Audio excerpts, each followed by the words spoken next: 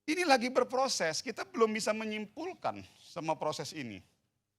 Jadi kalau misalnya mau dibahas di DPR kembali lagi, ruangnya ya belum, ya berbeda.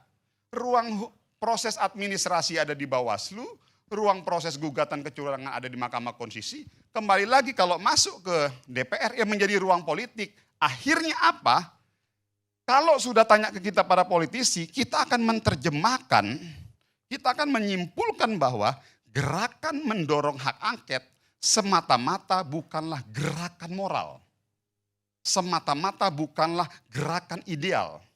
Tetapi semua ini hanya dalam rangka sebuah gerakan post-election political movement dalam rangka untuk membangun titik kesetimbangan baru. Pasca pemilihan tanggal 14 Februari. Jadi karena teman-teman harus siap juga menerima konsekuensi kalau ada yang menilai seperti itu. Sama, karena kita masuk dalam ruang politik nih. Akhirnya apa? Ini kan dalam rangka ruang untuk membuka ruang-ruang negosiasi politik baru. Yang kita juga paham masuk dalam ruang politik ini bukan ruang hampa loh. Kembali lagi, segala konsekuensi ya semua harus siap menerima. Nah, artinya apa? Kalau ditanya kepada saya, belum saatnya. Belum momentumnya.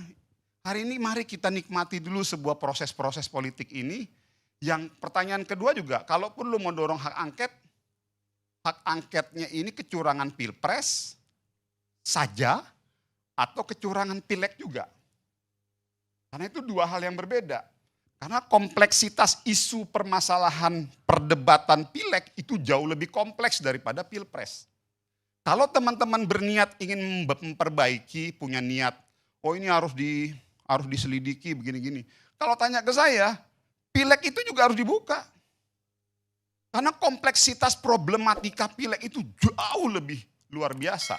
Kalau kita mau menghasilkan sebuah sistem pemilihan ke depan yang jauh lebih baik. Ini kurang lebih seperti itu, Pak Karni. Jadi pada akhirnya kesimpulan saya, kalaupun gerakan ini didorong, ini tidak lebih tidak kurang adalah dalam rangka untuk ingin melakukan dan berupaya membuat titik kesetimbangan politik baru, yang dimana titik kesetimbangan politik baru dalam rangka untuk membangun negosiasi-negosiasi politik. Dalam kerangka konteks itu bagi kami juga sah-sah saja dan wajar-wajar saja, ya monggo-monggo wae. Tinggal nanti kita lihat pertarungan di DPR. Saya pikir itu. Karena kalau misalnya mau masuk dalam konteks pengawasan dan lain sebagainya ada Komisi 2. Kenapa nggak didorong di Komisi 2? Karena secara teknikal yang tahu proses dari awal kan teman-teman Komisi 2. Kalau mau melihat tadi keterlibatan aparatur negara ada Komisi 3. Nah, dan lain sebagainya.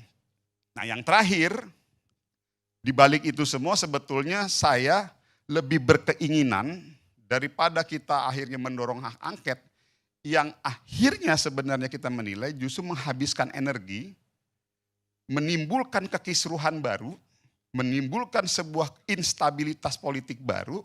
Di tengah hari ini kami ingin segera menjawab harapan dan tantangan teman-teman 01 dan 03 yang kemarin mengatakan bahwa yuk negara ini pemerintahnya harus segera kita kerja baik-baik. Nah, menurut saya jauh lebih bagus ke depan itu kita lakukan konteks-konteks pengawasan. Misalnya ini situasi ekonomi lagi kayak begini pasca pemilihan. Kondisi domestik kita, pendidikan kita seperti ini. Jauh lebih bagus kita kembali kepada hal-hal yang normal seperti aktivitas kita semula. Segera kita bergerak kencang, kerja kencang dalam rangka untuk tadi yang dibilang Bang Deddy dan Bang Eep. Untuk menatap masa depan Indonesia yang lebih baik lagi. Baik. Kata terakhirnya adalah saatnya sekarang kita move on. Bang Karni sedikit. Makasih. Saya sedikit saja. Ini kan ada yang sangat kontradiktif apa yang disampaikan oleh Maman. Dari awal dia bilang itu hak DPR, itu bagus-bagus saja. Tapi di ujung dia keluar dengan sederetan alasan janganlah hak angket. Bahkan memberikan kesan seolah-olah hak angket ini alat trade off, alat tukar-menukar kepentingan. Ya, menurut saya itu sangat merendahkan DPR. Yang kedua, tadi sudah jelas saya katakan, tidak ada urusannya dengan pemilu, hasil pemilu. Karena sudah jelas yang namanya perolehan suara urusannya di KPU, silakan berjalan. Urusan sengketa hasil silakan ke MK. Urusan pelanggaran ke Bawaslu, silakan. Jadi jangan ada kesan seolah-olah ini sedang mau membuat negara ini kacau balau, nggak tertib, instabilitas. Sejak kapan hak konstitusional DPR membuat negara ini kacau balau? Itu kan pola pikir yang salah kalau menurut saya. Proses-proses DPR itu sudah jelas proses politik. Dan hak politik itu diberikan oleh konstitusi. Salahnya di mana? Apakah ketika DPR melakukan sidang-sidang hak angket misalnya kalau ini jadi, ya, apakah lalu berhenti republik ini berjalan? Apakah pelayanan publik berhenti? Apakah orang tidak bisa bekerja? Kan enggak juga. Jadi saya kira yang paling penting dari hak angket ini nanti adalah pelajaran politik, pelajaran sejarah bagi kita tentang bagaimana pelaksanaan undang-undang, bagaimana kekuasaan diselenggarakan itu dengan bermartabat, dengan etika, dengan konstitusi yang baik. Saya kira cobalah sekali-sekali berpikiran positif. Ini bukan soal menang kalah masih jauh Belanda Pak, Belanda masih jauh. Jadi jangan takut nggak dilantik, kalau itu menang kan kita nanti hasil KPU yang menentukan, hasil MK. Jadi nggak usahlah dibenturkan kita dengan rakyat, saya kira itu. Oke. Ya, boleh ditambahin, direspon lagi. Saya bilang, nggak ada yang melarang, monggo. Kita hormati. Lah Anda kan bilang tidak melarang, kita hormati, tapi bilang nih stabilitas politik merugikan, pos begini, ini apa. Ini kan antara perkataan ya dengan cara pandang, dengan paradigma nyambung dong bosku. Ya, gini. Saudaraku Maman. Iya. Jangan antara yang diucapkan, antara dengan proses berpikir, itu nggak nyambung dan saling benturan. Kacau itu. Ini begini nih Pak Karni. Kita menghormati teman-teman dengan segala argumentasinya. Ini yang saya bilang, lalu yang tidak demokratis ini teman-teman atau kita? Saya bilang dari awal kita menghormati, teman-teman mau ngajuin 1000 hak angket kah? Hak angket apapun monggo, konstitusinya ada. Tapi boleh dong dari sisi kita juga kalau kita tidak bersedia dengan argumentasi kita. Masa saya menghormati teman-teman memiliki argumentasi mengajukan hak angket, saya angkat topi dan kita hormat dengan apa yang teman-teman lakukan. Tapi masa pada saat saya juga memiliki hak konstitusi untuk mengatakan bahwa hak angket itu belum saatnya, dengan argumentasi saya dikatakan saya tidak konsisten. Lah bagaimana ceritanya pola urusan kita ini?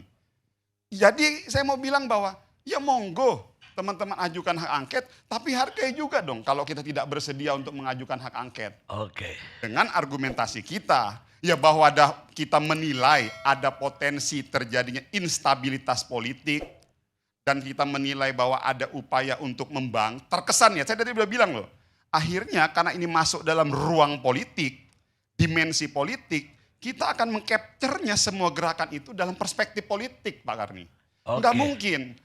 Kita masuk dalam ruang politik yang kita dari awal sudah bilang, dorong ini kepada mekanismenya.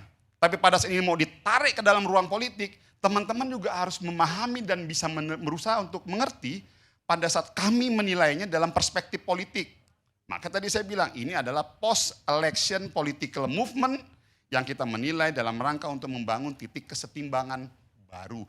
Baik. Salah? Enggak salah, sah-sah saja. Monggo, tinggal nanti kita bertempur di melalui mekanismenya. Itu yang benar. Saya pikir itu aja. Enggak ada yang ini Pak. Silakan Pak, ngasih Pak.